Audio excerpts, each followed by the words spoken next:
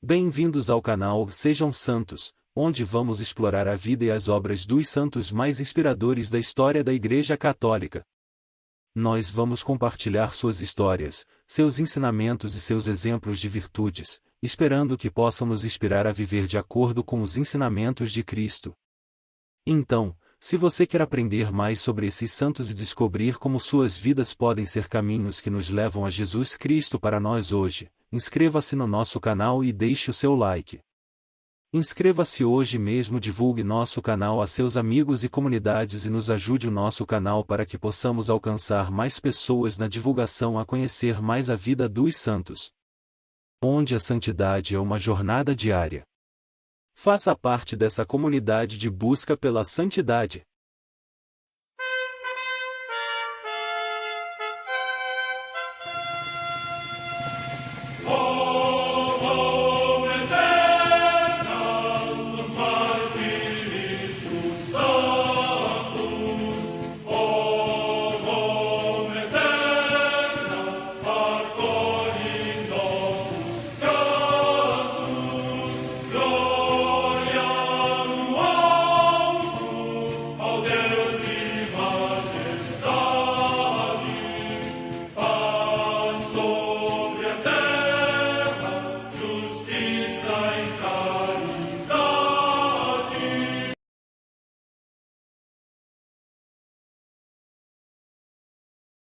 Ler a vida dos santos desperta em nós o desejo de seguir a Cristo. Através de suas vidas podemos aprender as virtudes, a sabedoria e o amor de Deus. Cada santo nos oferece um modelo de vida a ser imitado, como diz São Paulo na carta aos Hebreus, capítulo 12, versículo 1. Estamos rodeados por uma nuvem de testemunhas. A Igreja foi fundada por nosso Senhor Jesus Cristo não apenas como uma instituição, mas uma autêntica família. Os santos mártires, confessores, doutores, as virgens, os santos pastores e todos os demais santos são realmente nossos irmãos que nos precederam no caminho da fé e já estão no céu, para onde também iremos nós, pela graça de Deus. Portanto, sede santos, assim como vosso Pai Celeste é santo. Mateus capítulo 5, versículo 48.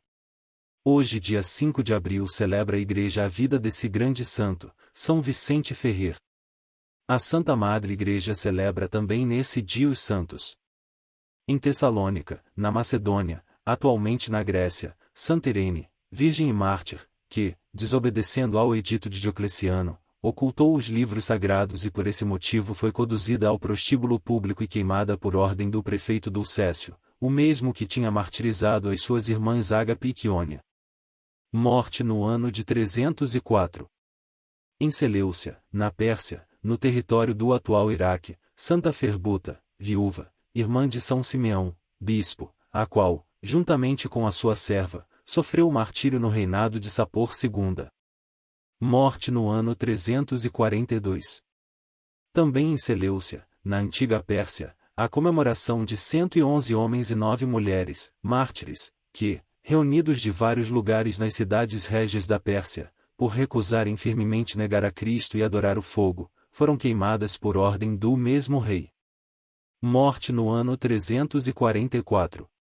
Em Régia, na Mauritânia, no território da atual Argélia, a paixão dos santos mártires que, na perseguição do rei Ariano Genserico, foram massacrados na igreja num dia da Páscoa. Entre eles estava o leitor, que foi atravessado por uma flecha na garganta quando cantava do púlpito o Aleluia.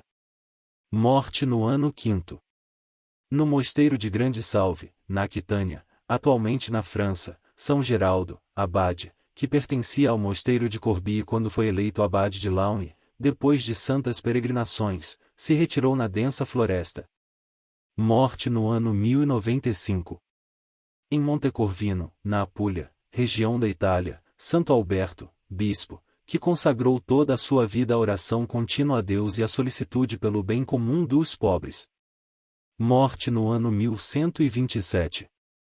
Em Fosses, no Brabante, hoje na França, Santa Juliana, virgem da Ordem de Santo Agostinho, que tinha sido prioresa do mosteiro de Montcornillon, em Liege, fortalecida pelo dom do conselho divino e humano, promoveu a solenidade do corpo de Cristo e viveu como reclusa. Morte no ano 1258. Em Palma, na ilha de Maiorca, na Espanha, Santa Catarina Tomás, virgem, que, entrando na ordem das canonisas regrantes de Santo Agostinho, foi insigne no desprezo de si mesma e na abnegação da sua vontade. Morte no ano 1574. Em Kaufeuren, junto ao rio Vertage, na Baviera, região da Alemanha, Santa Maria Crescência Rois, Virgem da Ordem Terceira de São Francisco, que procurou comunicar aos outros o fogo do Espírito Santo que nela ardia. Morte no ano 1744. Em São Paulo, no Brasil, o Beato Mariano da Mata Aparício, presbítero da Ordem de Santo Agostinho. Morte no ano 1983. Vida de São Vicente Ferrer.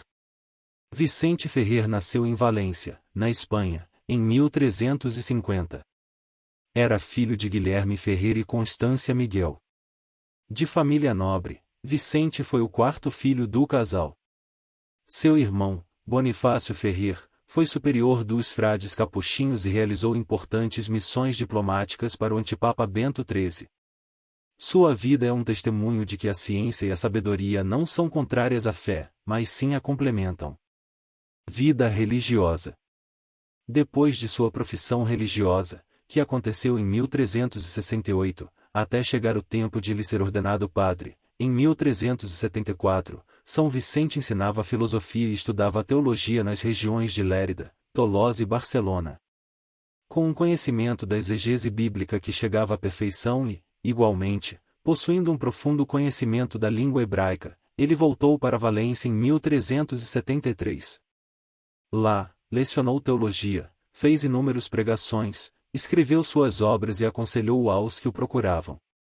Durante um período de seca na região, São Vicente ficou famoso ao prever que navios carregados de grãos chegariam à região. São Vicente Ferrer recusa a oferta de se tornar cardeal. Em 1379 Vicente foi trabalhar com o cardeal Pedro de Luna. Ele era o núncio apostólico no Palácio de Aragão, e futuro antipapa Bento XIII. São Vicente ensinou teologia na escola que funcionava na Catedral de Valência, de 1385 a 1390. Ele foi convidado para ser o confessor apostólico de Bento XIII, que era, na verdade, um antipapa, na cidade de Avignon, França. Vicente não aceitou o cargo e ainda recusou a chance de se tornar cardeal, percebendo que Bento XIII não tinha realmente a autoridade papal vinda dos apóstolos. O dom milagroso de São Vicente Ferrer. São Vicente adoeceu e por pouco não morreu durante a invasão de Avignon, mas ele se recuperou milagrosamente. A história diz que ele teve uma visão de Jesus Cristo junto com São Francisco de Assis e São Domingos. Na bendita visão ele teria sido orientado a pregar o Evangelho fervorosamente. Porém, ele encontrou a resistência do antipapa que relutava em dar a sua permissão para Vicente deixar Avignon. Em 1389, Bento XIII finalmente deu a sua permissão e Vicente saiu em pregação por todas as regiões da Europa do Ocidente. Com muita sabedoria e eloquência ele atrai a multidões, ficando bem conhecido no meio cristão. Ao ouvirem sua voz, as inimizades públicas cessavam, reconciliando-se. Os pecadores sentiam-se movidos ao arrependimento e as pessoas sedentas de perfeição o seguiam. Às vezes mais de 15.000 pessoas se juntavam para ouvi-lo, o que naquela época, era coisa difícil de acontecer. Contemporâneos de São Vicente Ferrer relatam que, mesmo quem não falava sua língua podia entendê-lo. O milagre de São Vicente Ferrer. São Vicente Ferrer foi um dos santos que mais trabalhou pela conversão dos judeus e dos muçulmanos.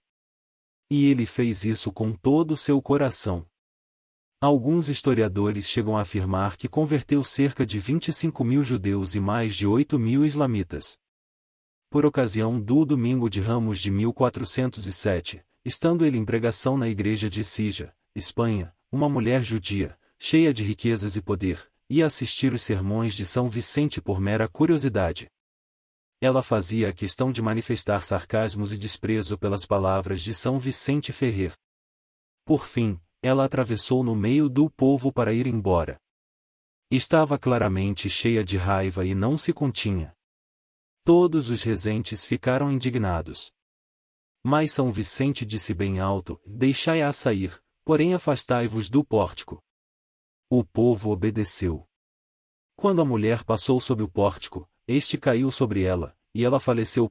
Ela permaneceu por vários minutos ali, morta, inerte, sem batimentos cardíacos, confirmado por várias testemunhas. São Vicente caminhou até o corpo da mulher e ordenou com voz forte e poderosa: e mulher, em nome de Jesus Cristo, volte à vida. E a mulher ressuscitou. Todos ficaram maravilhados. Após o milagre, a senhora se converteu ao catolicismo. Todos os anos, em Écija, uma procissão comemorava o extraordinário fato da morte e conversão da mulher judia. Cisma. São Vicente Ferrer foi nomeado como juiz para escolher o sucessor da coroa de Aragão. Ferdinando I foi coroado rei.